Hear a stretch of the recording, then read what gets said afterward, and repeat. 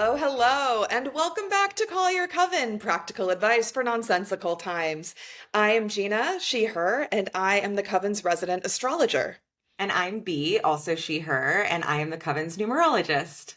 And today we will be chatting about the upcoming US presidential election through the lens of numerology and astrology in our first special episode that focuses on only a few of our modalities coming together, which is really exciting considering the numbers and the sky together for election day and all of that good stuff. So, some quick caveats before we jump into it. I want to say right off the bat that we aren't going to be predicting the outcome of the election here. We are going to talk about the energy of election day, what it may bring, strategies for self-care. We are also going to talk about the astrological and numerological charts of the two major party candidates, more to assess like where this election day will find them than to, like we said, predict the outcome, more just to observe trends, things that they're going through, and whatnot.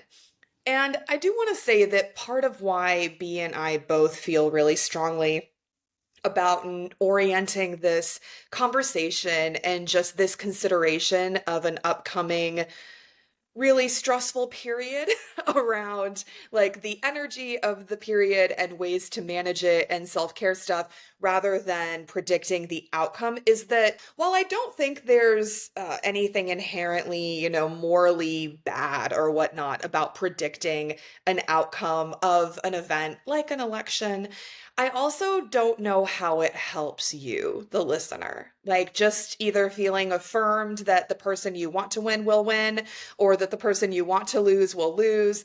Like, if we're approaching this from a community care perspective, if we are approaching this from an anti-colonialist, anti-capitalist perspective, where voting is harm reduction and the real goal is how do we come together collectively to change the society we're in, knowing that a simple one-off election is not going to change the society we're in, then I don't really see how predicting one way or the other helps us build that future world, if that makes sense. Yeah, it totally does. And you have already said a lot of what I've prepared to talk about today. So let's wrap. Yeah, we're done. Goodbye. That's it. We can go home. We can go home. It's all good. It's all good. No. Is there anything you want to add, B, before we jump into kind of the order of operations for the day? I don't think so. I think that's a beautiful way to start. Yeah, we're looking at this and how can we all weather this day together and what are the energies that are going to be at play. And yeah, either way, I agree. I don't know how helpful a prediction is going to be. And in fact, I did look at some patterns that we'll get into. But one thing that really stuck out to me about election day, and I looked at 2016, which was the first time Trump was on a ballot, and it was a double 1 day, one overall. And I think that really denoted the start of the new, like a new cycle. And honestly, if you had asked me in 2016 to predict, I would have been wrong. A lot of us were. So I've been thinking about that a lot as well in terms of what can we take from these numbers and how can we put that into practical practice.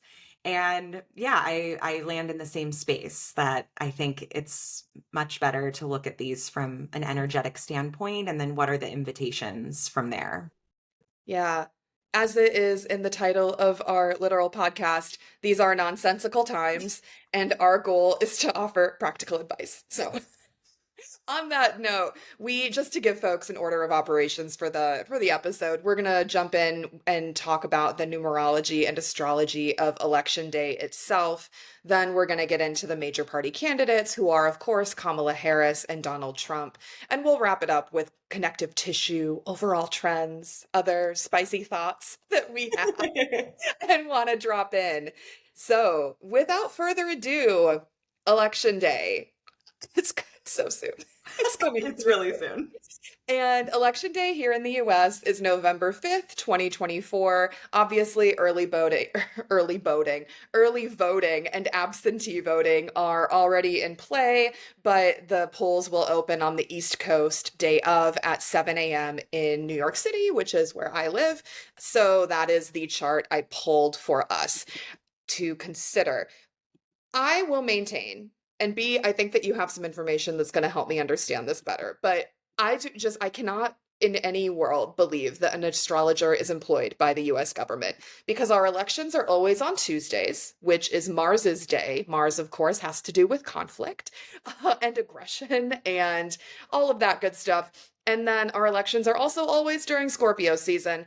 And in the Sibley chart, for folks who are familiar with the United States' natal chart that, people estimate happened like July 4th, 1776, the Sibley chart is one of the options that is estimating a rising time, or rather an ascendant rising sign for the US. That chart gives the US a Sagittarius rising. Scorpio season lands in our 12th as a nation. And like, why are we having elections from the 12th house in that case?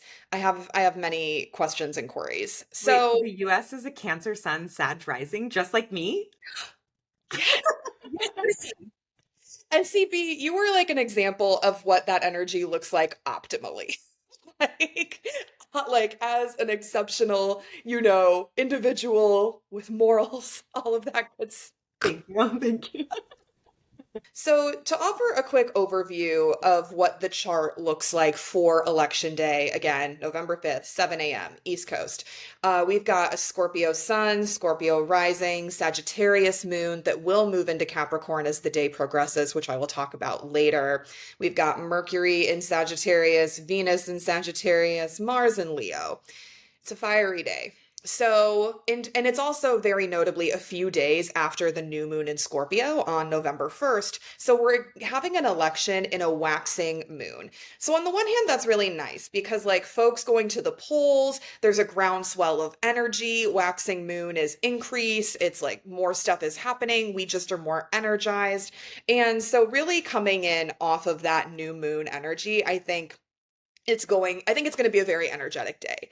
I mean, that's a really perhaps safe thing to say, but in terms of like having weather issues or people just like giving up by election day and, not going to vote, I don't think that will be happening. Like, I think it's going to be very much like last call, like knocking down the doors, like let's get in, count your ballots, all of that. And then another nice feature of this election day, which is I will say just straight up, like it still has some issues, which I'll get into, but compared to the 2020 election, like this is a much sweeter chart. It's a much kinder chart, in part because like Venus and Jupiter are in an opposition that is really friendly, really indicates strong values-driven support for candidates on the day of. And then a major, major thing for this election is that even though Mercury will be in detriment in Sagittarius, it has mutual reception with Jupiter during this time. And that means mutual reception is just when two planets are in each other's sign. So Jupiter rules Sagittarius and Mercury's in Sag. And then Mercury rules Gemini and Jupiter's in Gemini, and Jupiter's currently in Gemini. So you see, that's what that is. It's like they're having a party. It's like they did a house swap. It's like it's like the holiday and it's Kate Winslet and Cameron Diaz doing a little house swap, like exploring each other's houses, but still having a direct connection to each other to be able to talk about anything, any issues they're encountering. So that's very supportive of information spreading. Whether it's information that we want to be spread is another question. It's very supportive of technology working and news organizations being better positioned to report on things like election denialism. In 2020, Mercury was retrograde and stationing direct the day of the election, and Mars was also retrograde. So, like, how slow the results were to come in, how slow things were to get certified, like classic Mercury retrograde issues. We're not really dealing with that this time around. So Mercury will go retrograde at the end of November, but I have high hopes that by the time that happens, like things will be pretty worked out. And I'm going to pause there and ask B if there's anything I'm saying that you want to pick up on so far. Ooh, yes. Okay. Well, I did actually look up the history of Election Day because I'm really interested in the calendar just as a construct and how do we choose these days. And also, I went back and I did the numerology of election days all the way back to the 60s. And from the 60s to now, there is no day that matches the numerology of election day this year. And in fact, there's very little patterning whatsoever. So I was so curious about that. And so I wanted to know, how do we get this day? Because obviously, the idea that it lands on a different date every year means that we're not getting a repetition in terms of the same energies. Right. So this is from Encyclopedia Brittanica.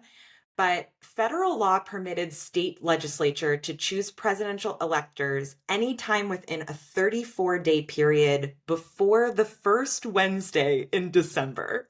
So this is really wild how we even got to November, December, but it seems to be the end of the calendar year. So you have this period of time before the calendar year ends to pick new presidential electors and therefore and swing an election. So a November election became convenient because the harvest would have been completed, but winter has not taken over. So like you said about transportation or weather, that's actually part of this reasoning, is like winter would not have set in, so transportation would have been easier. And at this time, this is in like the late 1700s, early 1800s, obviously going to your polling place would have looked a lot different than it does now, just like going to a school down the block from your house. Literally, yes. Yeah. Yeah. So Tuesday was actually chosen as election day so that voters could attend church on Sunday, travel on Monday, vote on Tuesday, and then be available for Wednesday, which was typically when farmers would sell their produce at market. So it had this very practical, actually. It was a very practical way to hold an election, but it is something that now all of that is irrelevant to us. And so the fact it's just another thing of an outdated system that we haven't changed. But the change in it becoming like specifically between November 2nd and November 8th, which is the window of time that it always falls in, had to do with the development of the electric telegraph and how that technological advancement would change the speed of communication. So Congress wanted to prevent one state from influencing another state if they were able to speak to one another. And so they responded by mandating a national election date so that everyone would be voting on the same day so that there was no transference of information. And they chose again, this is very silly, the first Tuesday after the first Monday in November. And this constrained it to this week of November 2nd through 8th. So we have all these days that are possible. And really, if you look back, they land on all of the dates possible. So there's no real discernible patterns here. And in fact, I couldn't find one that aligned. Oh, I went back to the 40s. I went back to the 40s, and there's no date that matches. So let's talk about Election Day 2024. Yeah. We are looking at November 5th, which is a 7-day. And then when you add 2024, we get up to 15, and that reduces to 6. So the two numbers that we're looking at for Election Day are 7 and 6. To be honest, I don't totally love this chart for the day itself, even though it does make a lot of sense, because having 7 as our core number of the day, regardless of the year, definitely mires us in the question, which of course we are, right? We're not going to have answers at all, maybe not until the very end of the day, maybe not even until the next day, which I actually kind of am feeling like we won't have a result until the next day. So that could be after midnight. It could be the middle of the night. But 7, it keeps us in the question. And then the next day, the 6th, is an 8, and that's action. So I don't think we're going to see results until way, way later. and maybe sometimes like 2020 in the following days. But I just think the seven energy makes it gives us the opportunity for everything to feel really tense all day because we're not going to have any kind of resolution.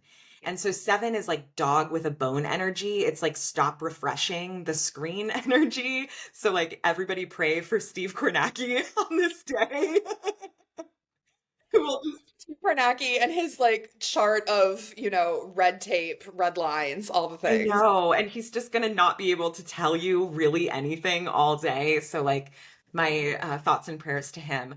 But also, I know we haven't talked about really self-care or anything like that yet, but Mhm. self-care on a 7 day does look like finding a different rabbit hole to go down. It looks like keeping your mind active on something else.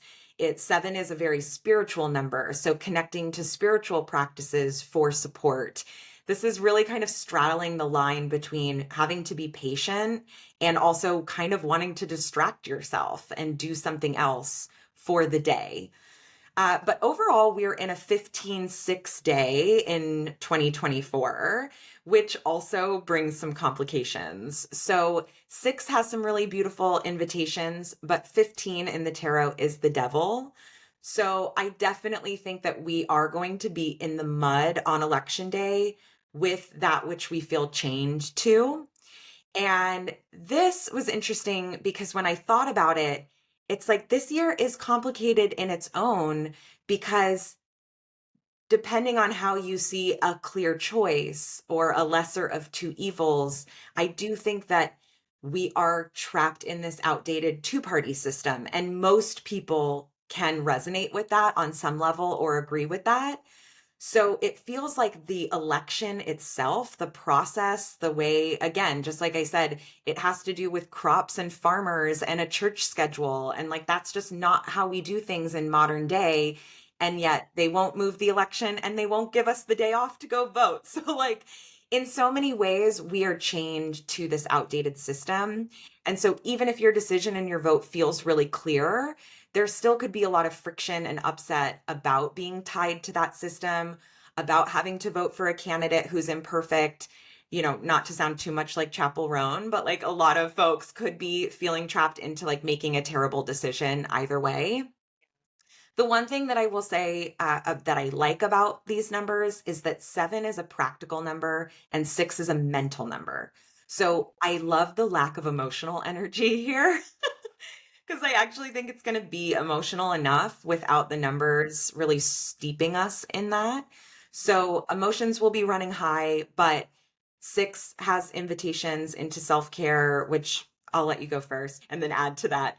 And then seven is a very practical number. So, like I've already shared, if you can just stay focused on something else that feels good and kind of yes, sit in the discomfort of not knowing the answer for sure, but also there's no reason to torture yourself in the day because yeah, that's my one prediction for the day. I don't think we'll get an answer very quickly. Yeah, I do really resonate with that. Like on the one hand, I do think that the astrology of the 2020 election was just so fucked up. Like it was so bad that I'm like, yeah, it's a little bit better, but also it's like the bar is in hell, so what is better?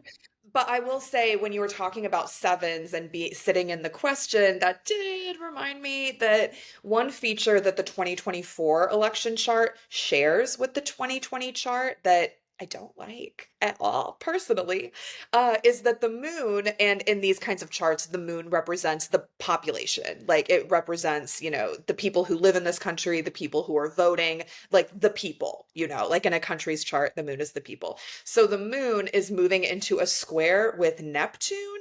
In 2020, it was a Gemini moon moving toward a square with Neptune, which was still in Pisces because Neptune has been in Pisces forever. And then this year, it's going to be a Sagittarius moon moving into a square with Pisces, or into a square with Neptune and Pisces. And the thing with Moon Neptune moments like this, a square is a 90-degree angle. It's like holding your arm like this for the YouTube people. It's like the friction of those angles meeting, you know? Moon Neptune can be very idealistic. It can be like very romantic. Not that we really care about that in an election chart. But Moon Neptune, low key, can also be super delusional and like very much the reality that I believe is reality. Like, this is a can of Pepsi, but I'm gonna think it's a can of Coke. So it's a can of Coke, even though it's, like it's like that kind of delusion. And so even though Mercury and Mars are much better positioned in this chart, like they're taking care of business, they're getting the ball rolling, at least more than they did in 2020. I do still think that like mass election denialism is going to be really, I mean, which you don't need an astrologer to tell you that. Like that's just been ongoing. But this is to say that the moon Neptune, which really then like birthed the election denialism, January 6th, etc., the last time around, that same signature is here. So I don't love that. Definitely sitting, again, optimally it's sitting in the question, less optimally it's a lot of other stuff. And the other thing that I think the day does speak to be is like what you were talking about, which was so informative. And like, thank you for teaching me like why we have this election schedule. But what you're saying about like this election and the last few elections for sure have brought this up, but like I feel like we are very much the center cannot hold at this point with the two-party system, with the electoral college, with just so many features of how we do national federal elections. And very like even though election day starts with a Sagittarius moon, it will go into Capricorn like midday. And in the day, after or so the election, that Capricorn moon is going to make its last ever conjunction to Pluto in Capricorn in all of our lifetimes. And again, with this chart, like the moon representing the body of the people of the nation, and given that this is also like the last gasp of the US's Pluto return, it feels very much like, okay, this election is our capstone project. How'd we do? What direction do we want to move in? Yeah. Yeah. Okay, the day after the election is a double 8-8 day, which adds up to 16, which is the tower. And 8 is power, government, karma, what comes back around, the infinity symbol. So yeah, I think honestly, we might all want to just be taking really good care of ourselves the day after the election, as well as the day of the election. Yeah, this is very like that 48-hour period. Like, avoid, I love what you said about unplugging, which I think unplugging from our phones is always a good idea, but also like really avoid popping off. Like, social is just going to be, our phones keep us addicted on purpose. Social media keeps us addicted on purpose. Like, put the phone down, put it in the other room, like, use the Freedom app, like, block yourself from social or whatever your favorite terrible rabbit holes are to go down. We all have them. And, like literally, also, I do want to say that I love that the election day does start with a Sag moon, and it also does have Mars and Leo, because that is like movement is medicine. Go for a walk, dance, like move the emotion through the body. It's very like, in as much as you can avoid stagnating, laying in bed, like collapsing on the floor. Like, I mean, obviously those things have their place, but like this is it, the energy astrologically is very like move your body, move it through, process it through, all of that good stuff. Yeah. Yeah. Yeah. So I'll hop in with some things that came through that would be supportive for an overall 6 day, especially in the election. So 6 would like you to consider the ways in which you can help or be supportive to your community right here, right now. So this is the reminder again that especially an outdated system that we are still trapped in, voting is not the end all be all, and it literally never will be. So if you are feeling an urge to act on election day past voting, see if you can schedule yourself for a volunteer shift that day. Plug in with events or actions in your neighborhood. If it's not too late to sign up to work the polls, which I did that for years, so I'm positive it's too late. But just in case, you can become an alternate. What are the options that you would have to work in your community that day so that your efforts are actually having tangible, helpful, supportive results? Because a lot of times voting is not the answer and it won't feel like the answer either. So even though 6 is a mental number, it is a little tender, a little sensitive, and it rules caretaking and nurturing. So see how you can support and be active in community care on that day. And then 6 is also the number of family and responsibility, which are themes that I do think are already highlighted on election day, more of like the collective family, the people, what do we all need? So the question of what do we owe to one another is going to be highlighted, I think, in under 6 energy. So that definitely has to do with how you're coming to the polls, how you are casting a ballot, but also it could feel really good to gather in groups on that day with like-minded or like-hearted individuals, with family, whether that's chosen blood or otherwise, and be in a group setting to just really let yourself be held by other people, and then also to do what you can to support your loved ones. 6 and 7 are after the messy middle. So and just for a cool thing, election day in 2020 was a 5 overall day. So it literally was the messy middle. And now we've moved on from that. Yeah. So now we're asking questions like, what are our new needs now that the mess is still there, but we've made it through? And then how do we tend to that? So yeah, I don't know how true it can ever be when the parties and systems aren't changing, but I do actually love Kamala's phrase of turning the page and moving forward, because Yeah. it does seem like that's more of the vibe of this election day, but it's keeping us really in the question of like, is this even working anymore? And honestly, the answer is no. So it's just That's about caretaking Yeah, at no, that that's point. so Yeah. beautifully put, B. And I so appreciate your articulating that like the last one was a 5 because it really did feel like we were all just like pressing on like like we'd all gathered at the dam and we're like trying to hold the flood back. Like it felt like we were in crisis in a way that we are still, but like the imminent threat has waned a little, and we can more consider future systems building and future systems management. And I really think that that framing helps put it in perspective. Yeah.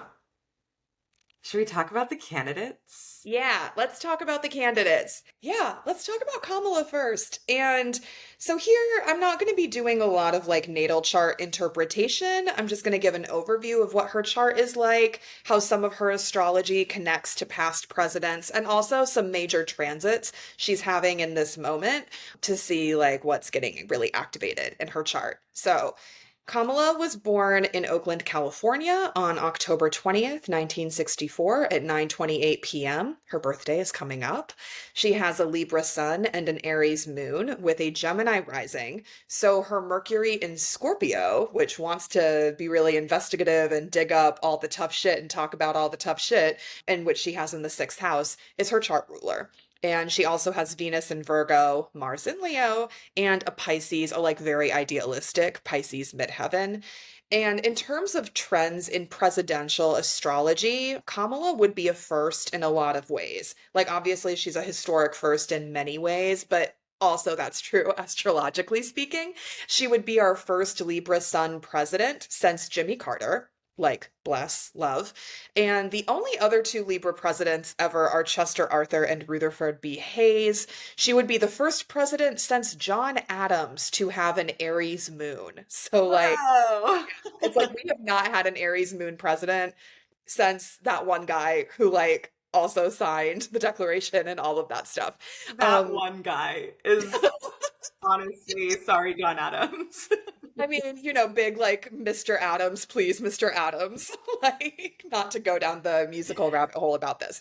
And then I will say, while the American people do love a Gemini coded politician, like we have so many Gemini sun former presidents, including Trump himself, Kamala would be the first president of like what I consider the post-TV era, which I mark as like JFK onward, to have a Gemini rising, and only the second president in the latter, like in the last, 70 plus years to be Mercury ruled. The other one who was Mercury ruled was Bill Clinton, who has a Virgo rising.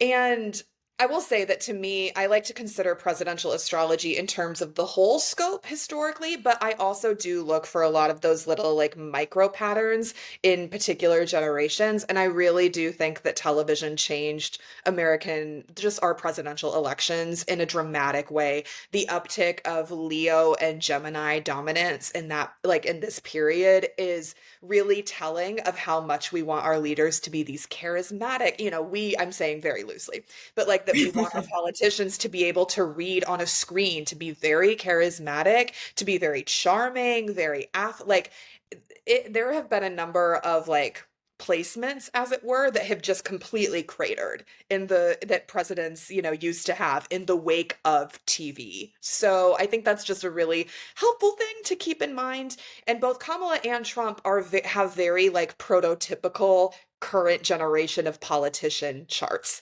The like Leo, Gemini, air, fire dominance is very real. I will say also on that note, the singular most popular planetary placement for US presidents, like by a mile, surprisingly to me, is Mars in Leo, which Kamala has. Trump also has it. It goes back to, there are like more than 10 presidents who have Mars in Leo. I can list all of them in the show notes. I feel like it would be very boring for me to just list off who they are, although they include people like James Monroe, John Quincy Adams, Taft, Truman, Ulysses Grant from the Civil War general, like, and Trump. Like there are a lot of heavy hitters in our history who have this particular placement. Notably, also Hillary Clinton and Al Gore, two people who won the popular vote but lost the electoral college, also have Mars in Leo. And so it's like, okay, you might be wondering, like, what the fuck does Mars and Leo mean, though? And Mars is how we take action. It's where we find our courage, our motivation, how we navigate conflict. And then Mars working in the sign of Leo, or the archetype of Leo, tells us that this is someone who is comfortable getting hot and passionate and defending their ideals, which obviously, especially in a post-TV world, very sexy, but who is also like at their best when they're operating as a courageous, determined, and authentic leader. Like this has very big, maybe someone says something off the cuff in the heat of the moment and maybe they misstep, but they're comfortable like being in the spotlight. They're comfortable recovering, like they're comfortable kind of navigating all ends of the political communication spectrum. And we see how this is also someone who's comfortable being in the spotlight to an extent, and how this energy may work a little differently depending on the person. Because, like, sometimes you do genuinely have, I will say it, a narcissistic personality like Trump, who, like, only wants the spotlight and doesn't really care what he's using it for as long as it benefits him. Versus like, and I don't want to set up any Trump challengers or like Democratic politicians as inherently morally good, because I don't believe that. But like, versus a politician with Mars and Leo who is actively using their persona to try to make change for other people. Like, if the spotlight is on me, I'm going to talk about this issue and consequently put the spotlight on that issue, that kind of energy. And Mars will be in Leo on election day, which means that both Kamala and Trump will be having Mars returns, which is a time of being really reinvigorated energy wise. Like, the ideal situation is what I hope for Kamala, I will say, because she is younger, she does have the stamina, and I really hope that this Mars return, like, gives her the extra push to dig in for this last like really few intense weeks, especially post election, like you were saying, B, with like the likelihood of certain things getting dragged out, and just that she like continues to have that stamina. It can also look like burnout, like our Mars returns can also trend, we overdo it so much that we get sick or, have claps or whatnot. And not to like wish that on a person, but maybe I do wish that on her opponent, like I'm sorry. I'm just like going to say the damn thing. I'm not interested in being one of those astrologers who's like, well, we have to consider everyone. I'm like, no, no, we don't. We really don't. Like, anyway, I'm not going to keep going down that road and dragging B with me, but You know, Yeah. I will say the other thing I love for Kamala outside of the Mars and Leo thing is that Jupiter is in Gemini and she is a Gemini rising. So Jupiter is bringing buoyancy and support and resilience and just an expansion of energy to her literal like body. The body is also in the first house. And just like to how she's seen. And so I hope that that's a really, I hope that, is just more wind in the sails. And then last thing I will say about Kamala is that her birthday is in late October. So by election day, she will have started a new profection house year. This is a timing technique in Hellenistic astrology, which I use. She has been in a 10th house year this year, very good for like major career and legacy changes. And come election day, she will be like 2 weeks maybe into her 11th house year, which focuses on the people, the group, the community, the citizenry of the country she's running to be the head of. And her 11th house is in Aries, which makes Mars her Time Lord. Calling things a Time Lord, it's like a villain. It's like a Bond villain name. It's so bad. But this is just to say she'll be having a Mars return during a Mars year when Mars is working like as the planet that's extra in charge of her life. So like I hope that I will just say like I do hope that emboldens her with a lot of energy and just an extra amount of fight. Like give me feistiness. I love it. Love to hear about the numbers with this situation. Yeah, there's some really cool parallels with Mhm. what you've said and then what her numerology also looks at. The first is so her birthday, which is coming up. I'm going to start with her yearly cycle and then go into her core placement. So I'll do the opposite of what you did, Gina. But I think this is really interesting. So she will be turning 60 on October 20th. And so 60 is six, and it's an overall 6 day on election day. So I do really love that parallel for her, that six energy. And also her yearly cycle, which some do feel, and I am one of those, that your yearly cycle, while it's attached to the calendar year for the calculation, really kind of shifts or kicks up around the birthday. So this year in her yearly cycle, she is in a 2 year, but technically, when you do the calculation, she's in an 11 year. So I don't always use repeating or quote unquote master numbers in the yearly cycle because I don't think they help that much. Like you're very much in your yearly cycle of 1 through 9. So she's in a 2 year, but 11 being the idealist, and she will have just started an 11th house perfection year in an 11 personal year that kicks up around this birthday. We love to see it.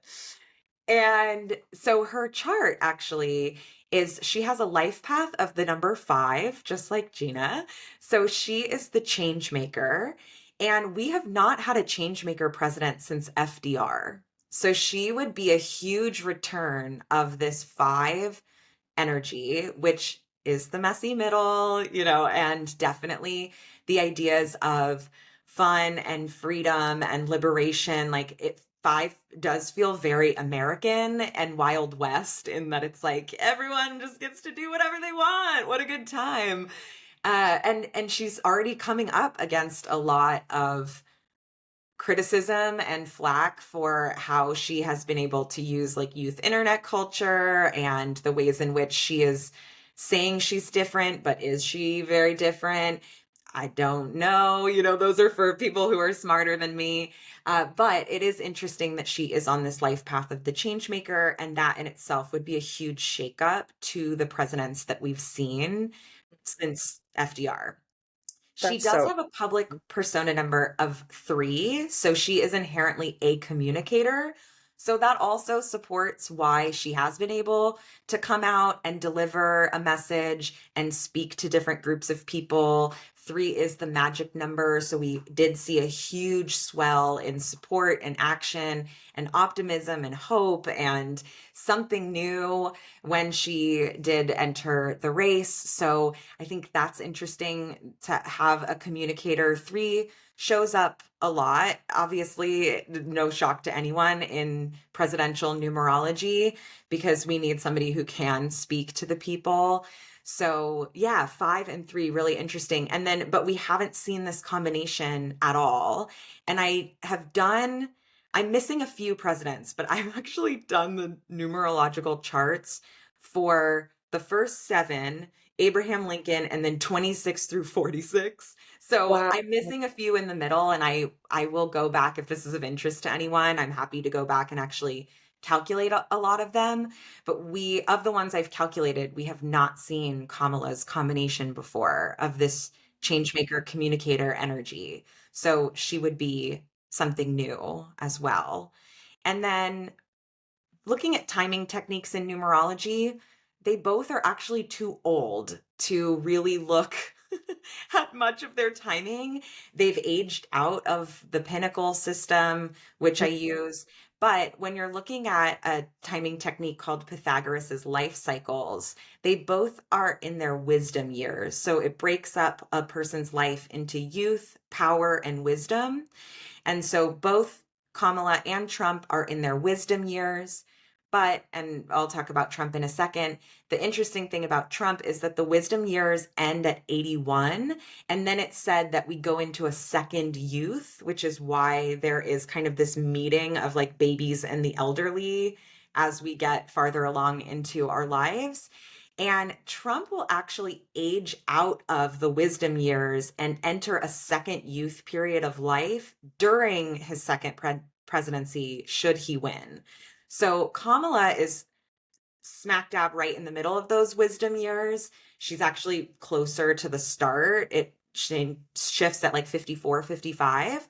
So she's really solidly in her wisdom years. Trump will actually experience a life cycle shift in that time should he win a second term, which I don't know, Trump entering a second youth with everything we know about him already makes me so scared.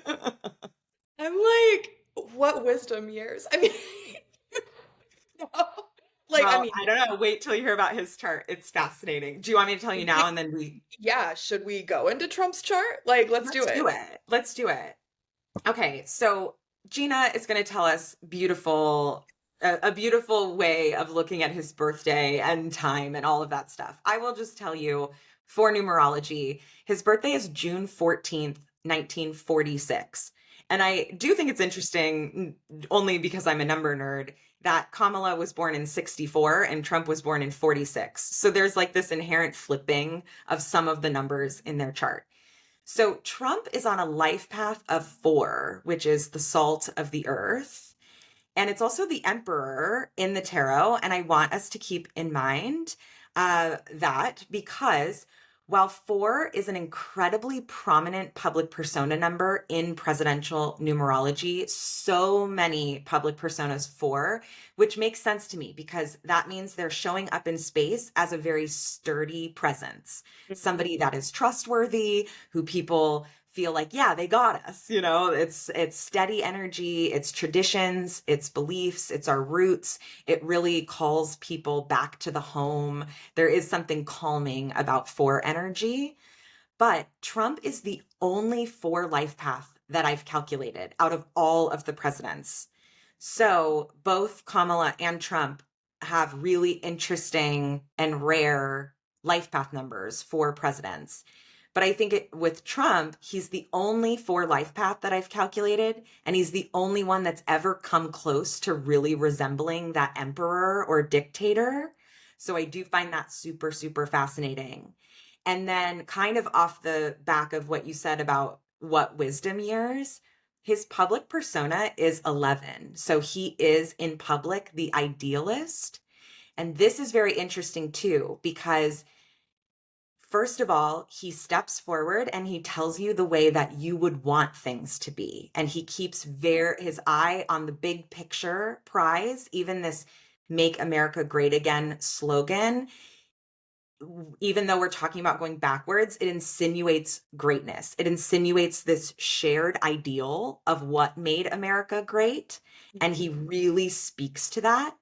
And also, this master repeating number of 11 shields him because it is what you were talking about delusion. And it gave me very big Neptune and Pisces vibes that he like carries with him as a person, which is somehow he is able to shroud himself in this energy that people are attracted to, but they can't explain. And so instead of wanting to dig into it, which would be two boots on, its core number of two and like boots on the ground and like, what does this actually mean? He actually gets to be this larger than life presence, and people don't ask a lot of questions because it feels heightened. Like it feels, yeah, like he's on another level, and he kind of is. So the last thing that I will say about Trump, his yearly cycle, he is in a yearly cycle of one. He's in the first year of a brand new cycle. So he is bringing where Kamala is actually aligned with his public persona. This year, she's in an 11 year and he has 11 energy. He's actually in the first year of a new cycle, which means that 2015 to 2023 was the last full cycle of 9 years for him.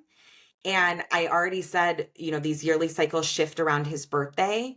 So his last 1 year was in 2015. His birthday is June 14th. And his first presidential campaign launched June 16th of 2015. So 2 days after his one cycle really kicked in was his first presidential campaign launch.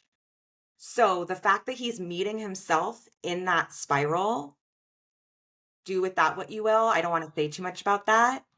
But the other thing that I will say is that in looking at yearly cycle patterns for elections and office, 2017 was the last 1 year that we had collectively. We're in an 8 year now with 2024. 2017 was Trump's first year in office. 2021 was the 5 year. So there was the messy middle of transition. There was January 6th right there to kick off that 5 year. And now 2025 is a 9 year.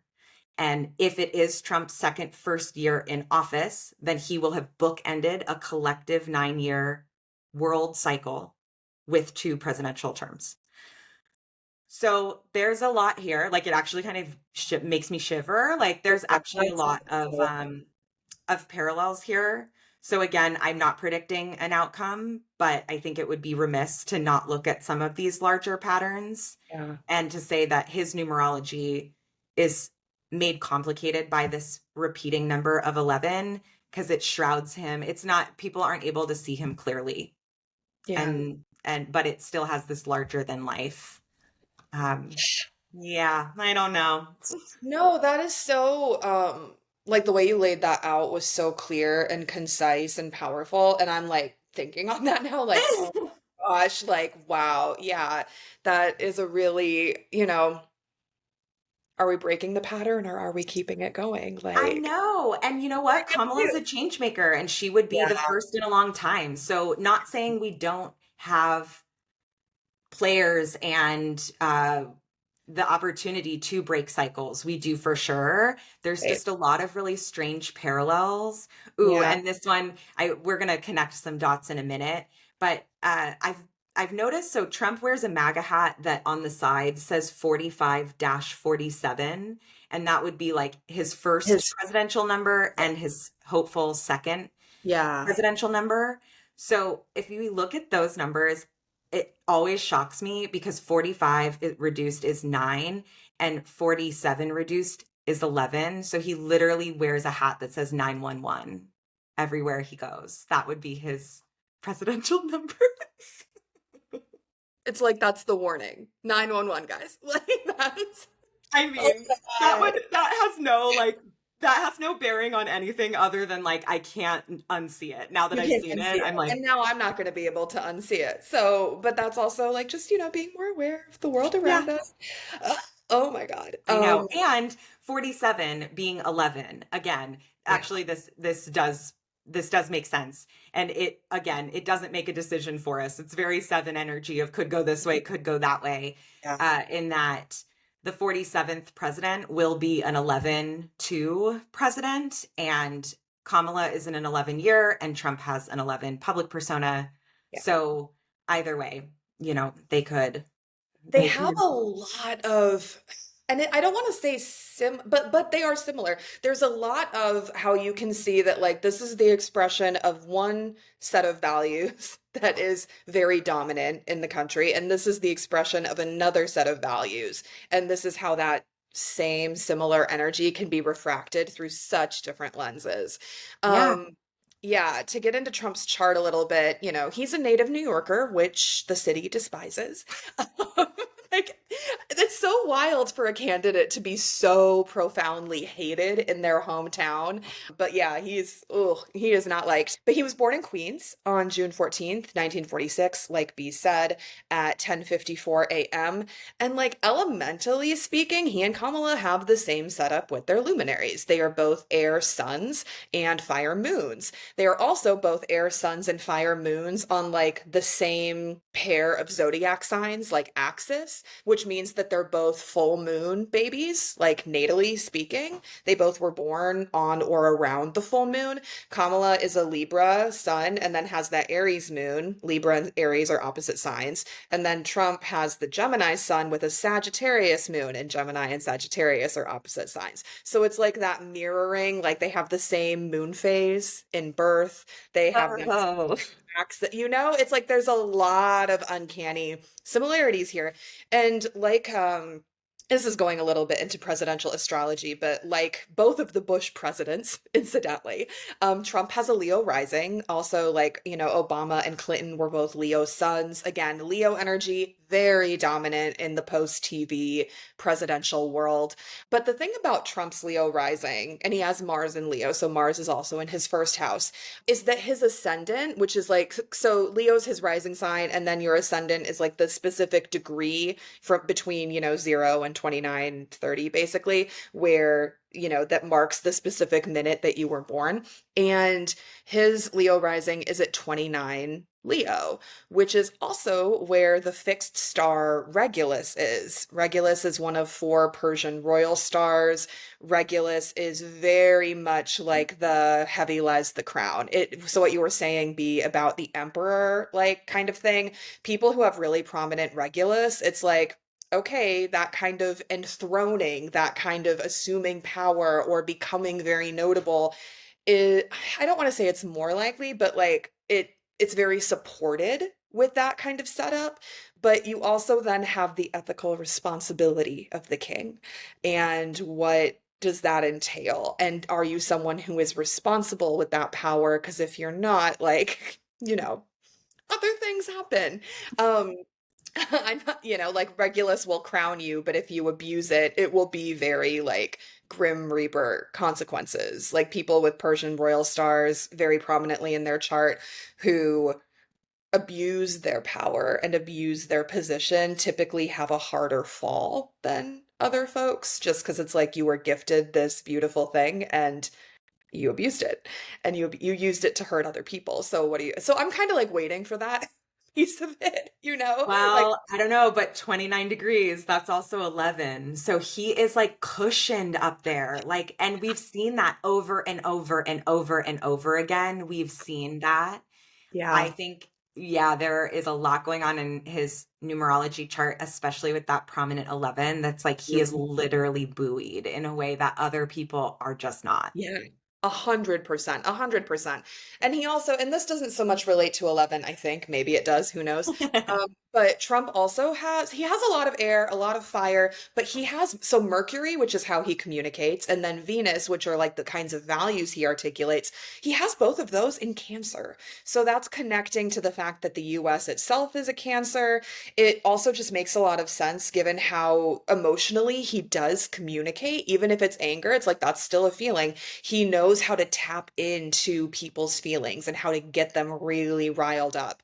And like, I do want to make a disclaimer here that if you happen to share a placement with Trump, that does not mean anything negative about that placement or about you, the listener. Like, we all share placements with unfortunate celebrities, It happens. Like, context and interpretation is everything. It would be astrological, like, malpractice for me to say that Trump has a Gemini sun, so all Geminis are, something terrible. Like, no, that's not what we're doing here. One person is never indicative of how a whole placement works, but he does have, like, he has a lot of power behind the ability to emotionally connect with his audience. Very notable to me too that his water stuff is in Cancer. Historically, presidents who have like Cancer water placements are much more effective communicators than like presidents who have Scorpio placements. You know, water alone does not mean that the emotion is being successfully communicated.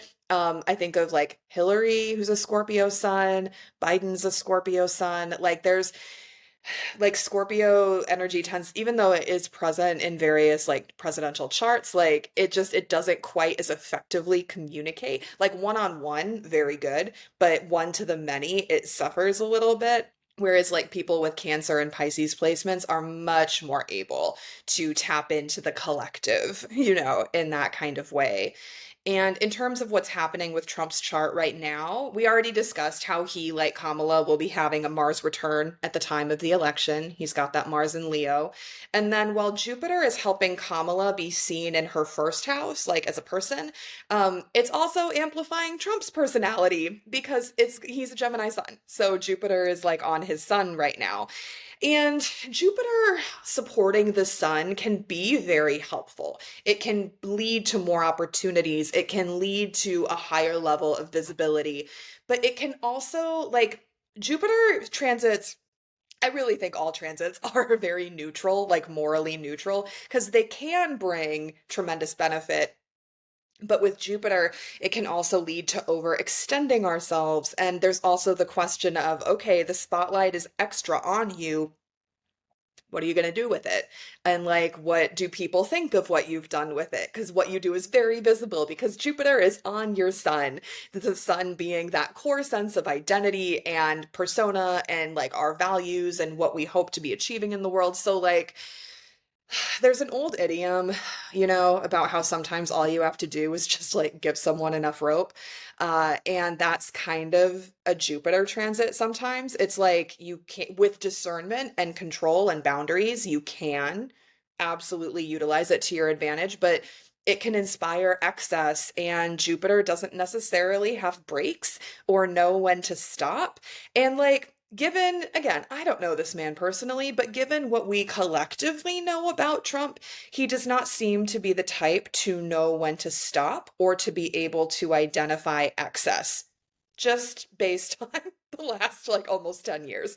So, you know, sure, Jupiter may well help with increasing his crowd size or whatever he's concerned about today. But there is the question of it being like too much of a good thing, or like when to say no, when to call it.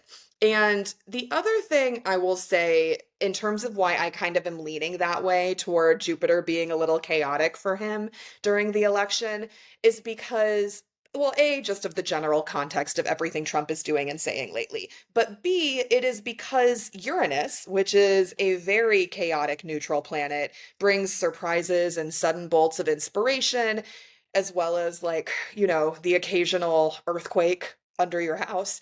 It can kind of, you know, again, it can be any of those things. It's kind of like we're here to shake things up and just see where the chips fall. It doesn't really have a dog in the race. It's just, or a dog in the fight. It's just like very, let's shake it all up and see what happens.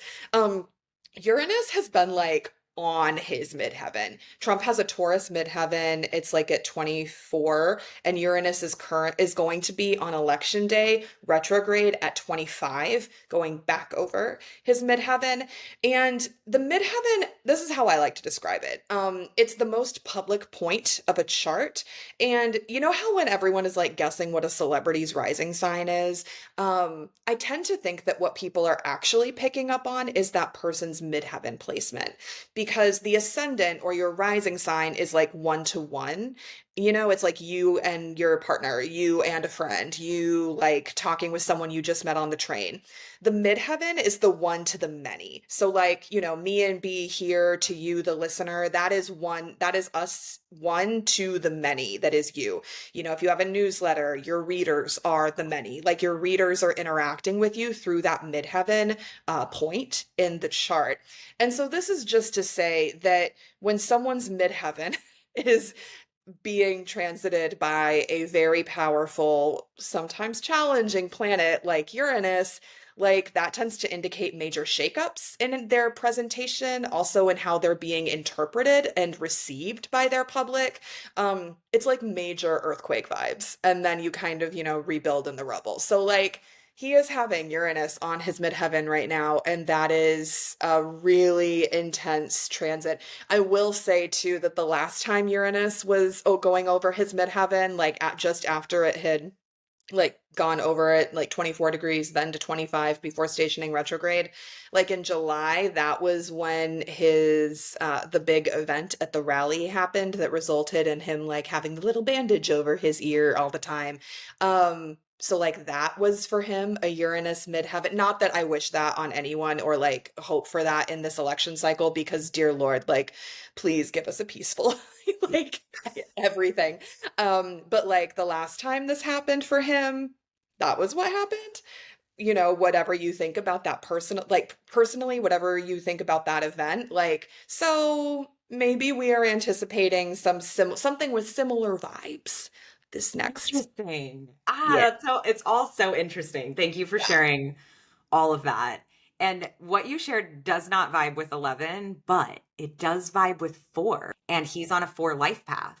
So that really, to me, is another reason why he like will not go away and has not gone away. Like 4 is like really steady, Yeah. continuing to go. So like he has staying power and he's shielded by this 11 energy. And yeah, he's a wild person Yeah. to think about, even if he didn't have any bearings on our lives, which obviously, unfortunately, we know he does.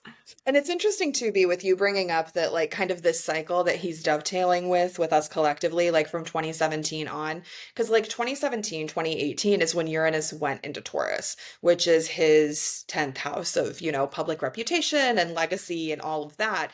But his, like I said, his midheaven is very late in the sign. So like, even though that's been going on and he's been kind of like shaking up the public sphere and he's been experiencing, like obviously we're interacting with him in a very different way from when he was just that weird guy with the gold toilet on The Apprentice.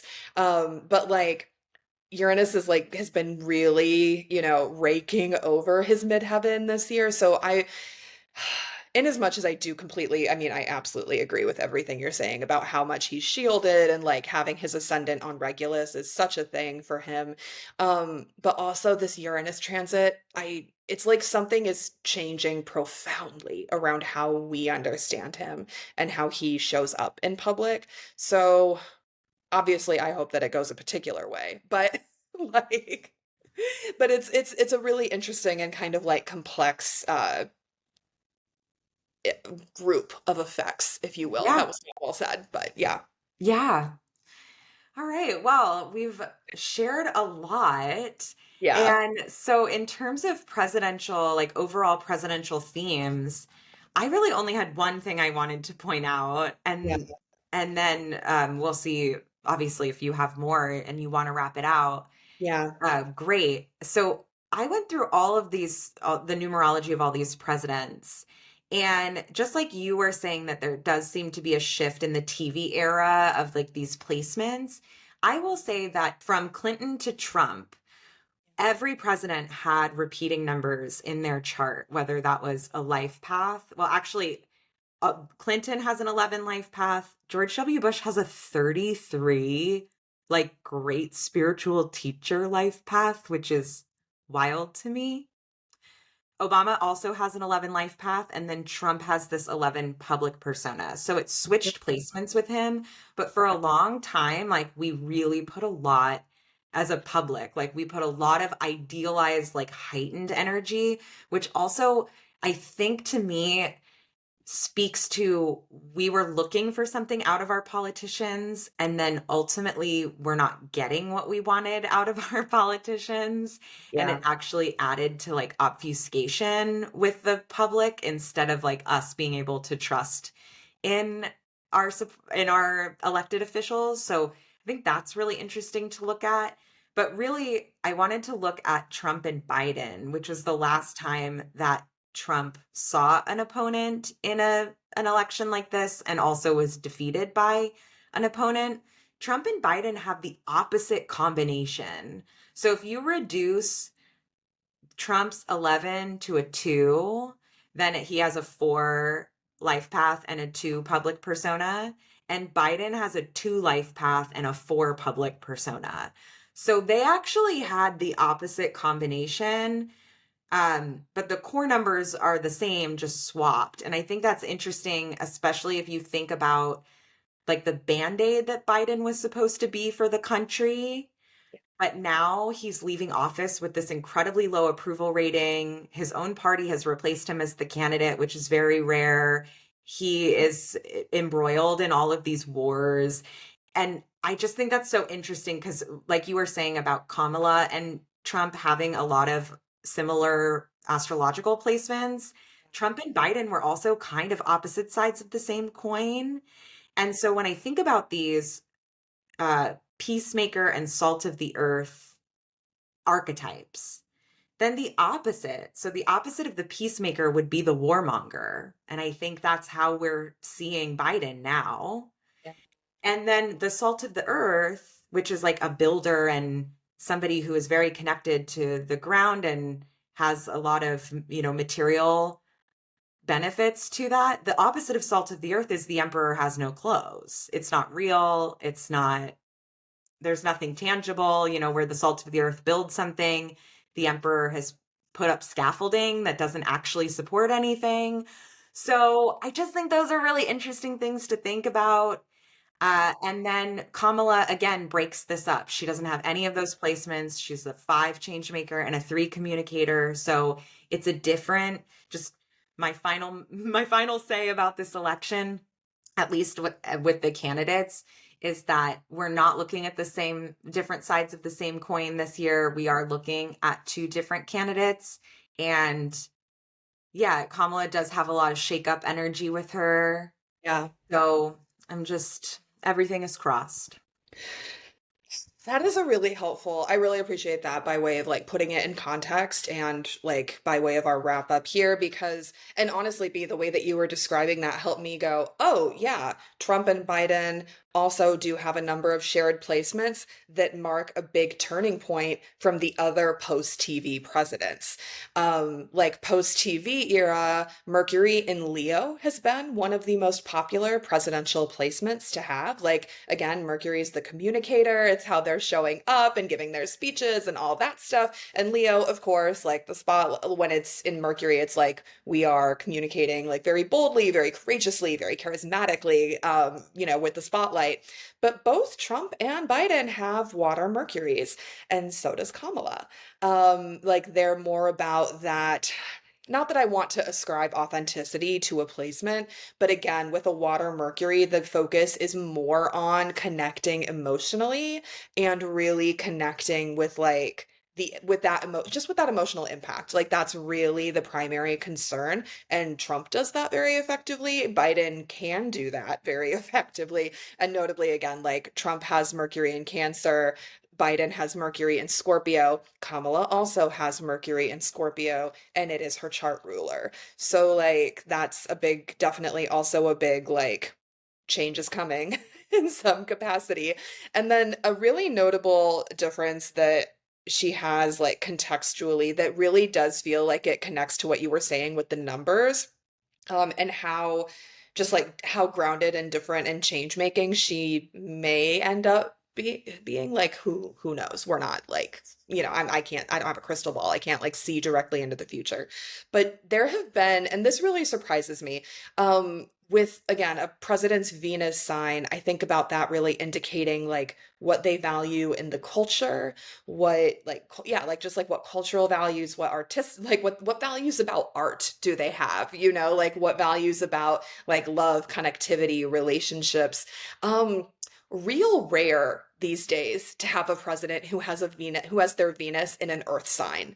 Very, very rare. It's a lot of water Venuses and air Venuses and like much more, which isn't necessarily concretely grounding us in what appreciation looks like. How do you actually like put feet under the values that you're walking? And if that made sense. And Kamala Yeah. does have a Venus in Virgo. She would be our first Earth Venus president since Herbert Hoover. But like Whoa. Jefferson had a Capricorn or Taurus Venus, so did Monroe or Madison one. It was whatever one came right after Jefferson also had an Earth. So like Madison. Madison, thank Don't you. worry, So I'm there looking at a list. I don't know that. That there doesn't live is in my brain.